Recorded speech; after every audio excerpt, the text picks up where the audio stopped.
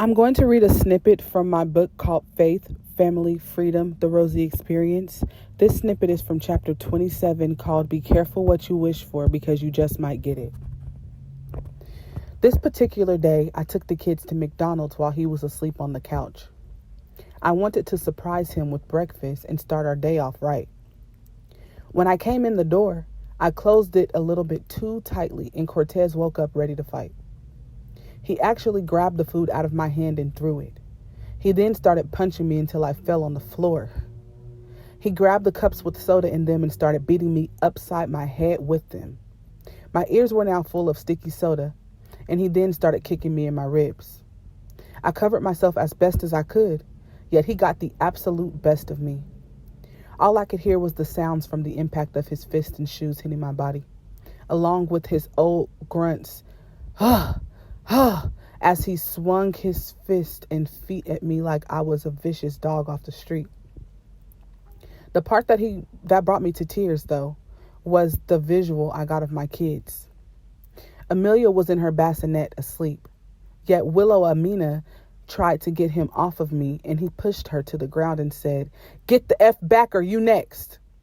So she ran to her room, screaming. Kaimani, who was 1, stood there, covering his ears, crying loudly, and Rihanna, who was 2 at the time, just picked the fries up off the ground, sat at the table behind us, and started eating.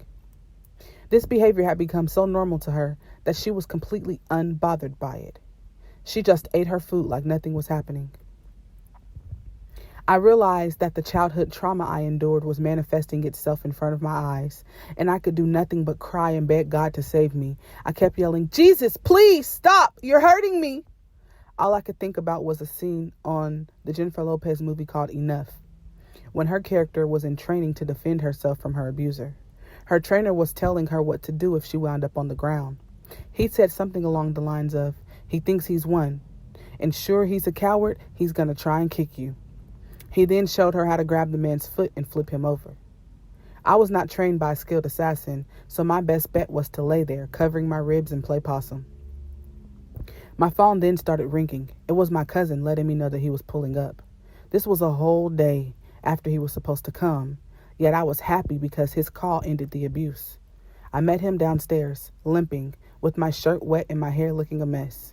He advised me that he had a legal license to carry and asked me if I needed him to come upstairs. I told him that I was okay and my house was just a mess from the kids, so that is why I did not need him to come up. Now, this cousin was my landlord when Cortez broke my jaw 2 years prior, so he more than anyone knew that I was not in a safe environment. Yet he was not going to meddle, so he just gave me a hug and left. Thank you for listening.